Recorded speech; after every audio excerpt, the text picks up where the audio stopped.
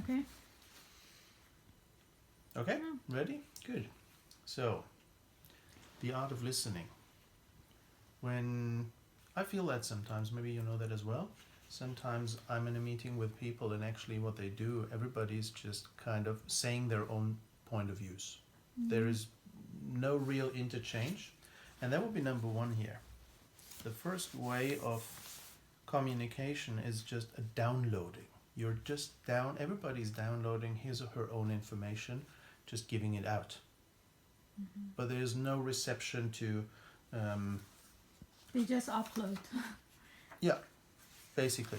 Yeah, they download, and what actually is happening is that it's just reconfirming what we already know. There's nothing new in it. So it doesn't even enter into the whole scheme here, because it's like, okay, this is my statement, your statement, your statement, and here we are. The next one would be, and then we come to the art of listening. And the first point actually, what we hear is factual listening.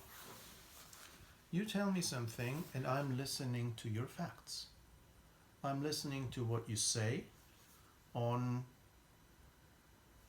a functional basis. You tell me, hey, there is new evidence onto this project and to this research. I've just read something. I give you the details. So this is what requires an open mind. And the good thing about it is, that's the effect, that I actually, when I'm listening to you, I notice this confirming information. That means you give me new information.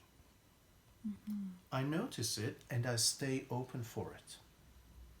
Okay. When we go to open heart, what we actually do is empathic or empathetic listening. That means we try to listen with our hearts.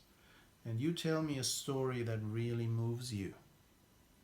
I'm not really only on the facts, because you give me the facts, but I'm listening onto your emotions. I'm listening, why does it move you? What does it have to do with you? And what that actually is seeing through the eyes of another. Putting myself into your shoes. So, very difficult. Yes, it is. It requires a lot of practice. It requires a lot of open-heartedness.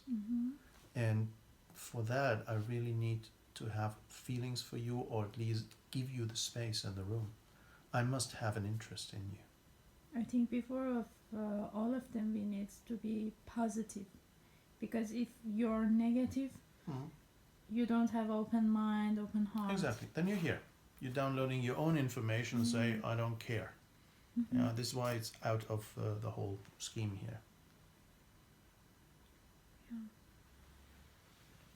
And then we have the next point, and that would actually be the really great discipline, generative listening.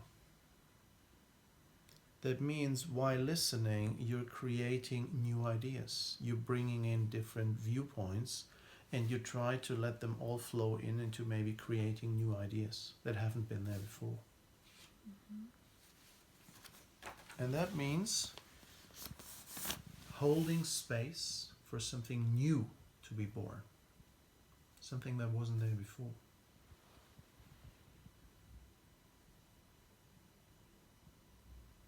And that would, of course, be collaboration. That will be working together across differences, across diversity, across cultures. And just between two people, you can do that. And I had few situations where really this generative listening was available from all parties. And that's usually when great new ideas come out. Yes. Yet, and there's three things that usually go against practicing open mind, open heart, open will. And here we come to that. There's three different voices.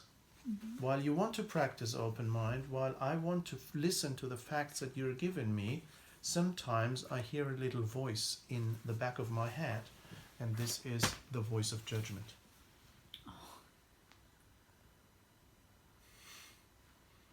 The voice of judgment evaluates the information. It doesn't only notice it, it evaluates it and puts it against the information already there. And judging means usually it's worse. Yeah. So once you hear a voice of judgment, it's coming in, this means your open-mindedness stops. This is why judging is so difficult And for the process. sometimes prejudice, because Of you're course. just thinking before. Yeah. That Then you this don't person even have it. doesn't know anything. Yeah. Then you don't even have this. Then you're just downloading your information and just, say the other person, he has no idea. Yeah. This person is from another country, they have no idea. Mm-hmm. Of course, this is not open mind. Yeah. Or I tell you a story about a relationship I had in my past. Mm-hmm. Yes, and what you do is, no, but you can't do this. This is when you don't even listen to the facts anymore. Yeah. Next one is the open heart. And the empathic listening, like really opening your heart.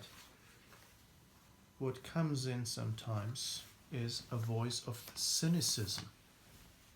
Mm-hmm. And What's the meaning of a cynicism? Cynicism. Being cynical is generalizing things Mm-hmm. and being sarcastic, exaggerating. Yeah. Yeah. I get it.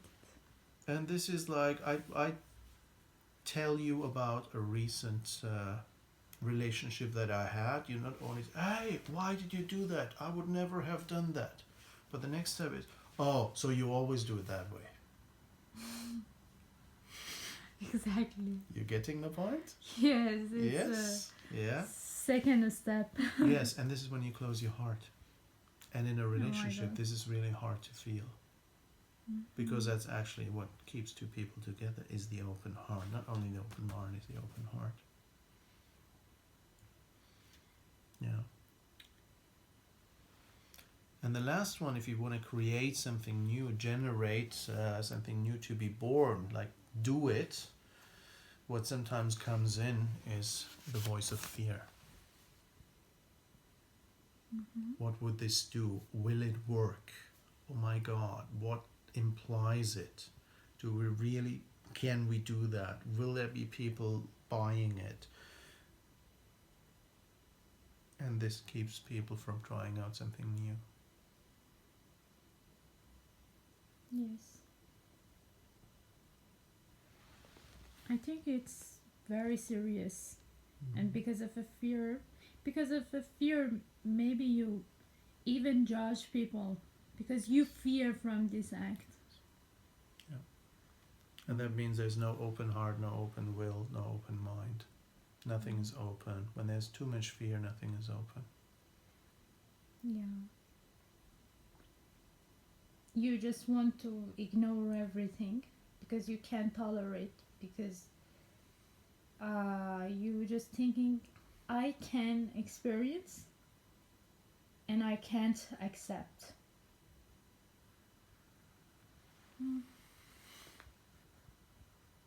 Thank you, You're welcome. Andreas Hauser.